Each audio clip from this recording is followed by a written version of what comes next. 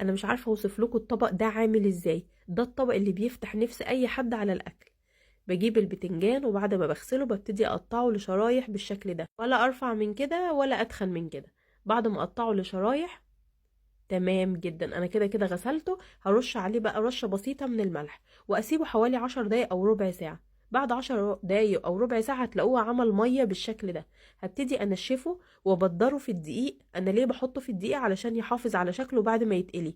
يعني ما يتراش قوي كده ويبقى عارفين بيبقى شكله عامل ازاي بعد ما بيتقلي، بيبقى طري قوي كده.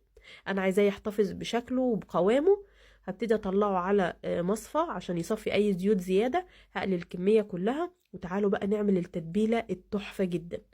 في الكبة هنحط فلفل رومي، قرن فلفل حامي، هنحط كمان واحدة طماطم صغيرة قوي، معلقة من التوم المفروم، وعصير ليمونة كاملة. هنحط بقى الملح، الكمون، شوية كزبرة، التحابيش بقى اللي بتخلي الريحة بتاعة البتنجان تجنن. عايزة اقول لكم الطبق ده تحفة. كمان رشة من الشطة او البابريكا.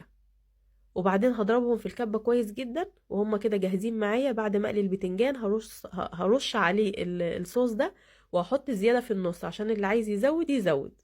مش عارفة اوصف لكم جماله، بجد طعمه تحفة ويفتح النفس قوي للناس اللي بتحب الاكلات الحرشة.